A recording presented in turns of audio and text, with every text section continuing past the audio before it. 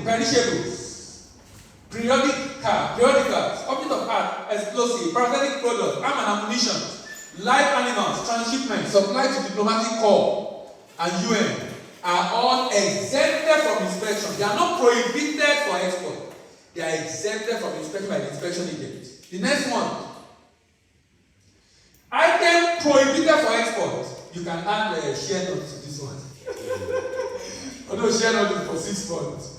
It's for 6 months. I hope it doesn't extend beyond 6 months. Maize, timber, rawhide and skin, scrap metal, unprocessed rubber latter and rubber lump, artifact and antiquity, wild animal classified as endangered species, crocodile, elephant, lizard, eagle, monkey, zebra, lion, all imported goods are prohibited for export. Let's look at this survey. This is a survey we did 2 years ago, and the focus was mainly on exporters, and we surveyed over 200 exporters. At that time, exporter in Nigeria was just by 1,000. Now it's close to about 1,500. So we are beginning about 20% of exporters were sampled. What do you notice from this? What do you notice? What do you observe from this? 35% of them was imported.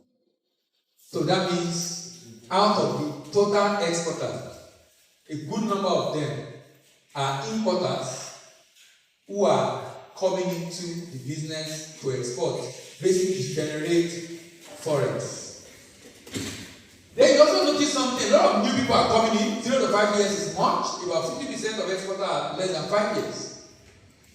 But also about 18%, very low level, are 60 years and above, which speaks to the fact that the mortality rate also is high.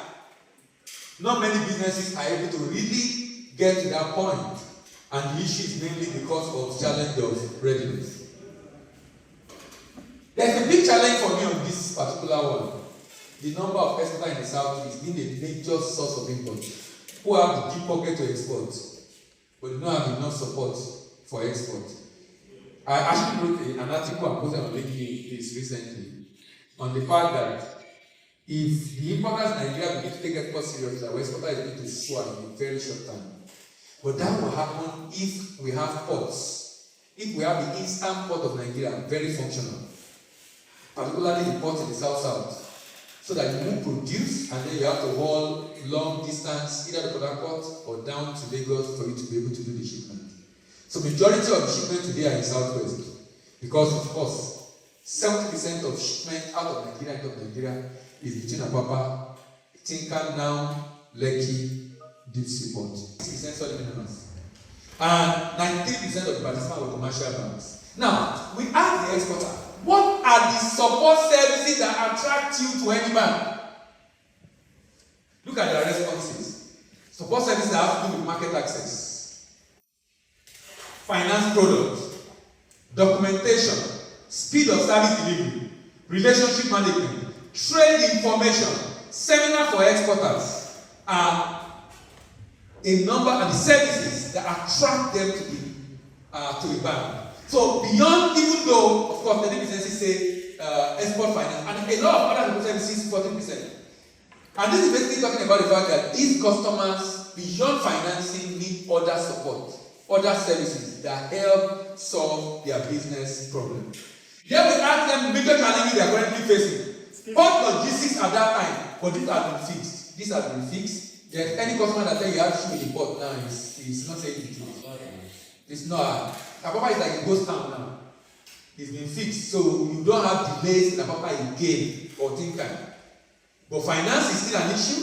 Customs, exchange rate, not a major issue now. Market access to raw material, infrastructure, asset certification, export friendly bank.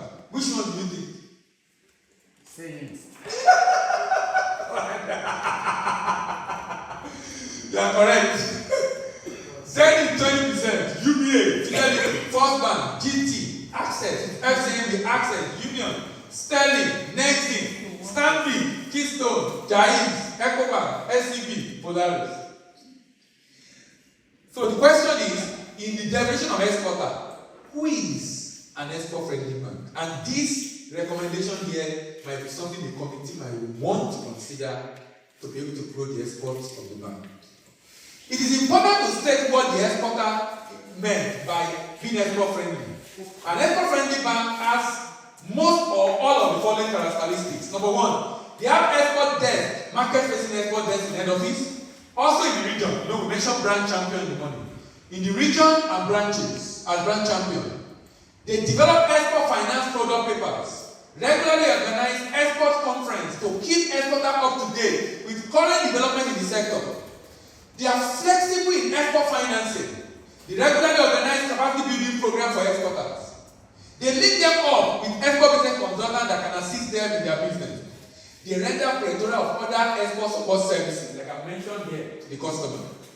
It's very pertinent to state that exporter place premium on any bank that can deliver its service in a very swift and timely manner. Such services, as indicated by exporter from the survey, include speedy processing of NSP, speedy processing of NSP, speedy processing of examination and transmission of document for bill for credit and transaction, speedy credit of export domiciliary account when funds come in, and speedy sales of the export proceeds in the official market.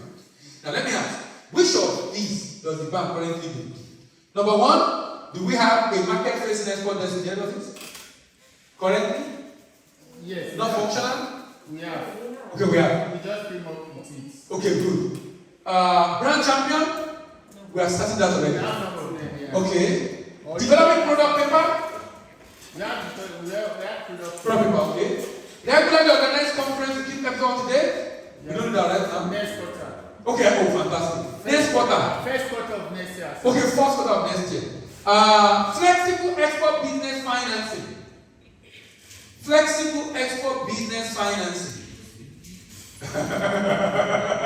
Flexible export business financing. Why are you looking for something you don't do? Let me give you an example of flexible export business financing. Insisting that you need a tangible collateral when you can build the good and collateral. Regularly organized. Now, remember, capacity building program is different from export seminar. A conference. Conference is like the one that noise. This capacity building, they are there for 2, 3, 4, 5 days.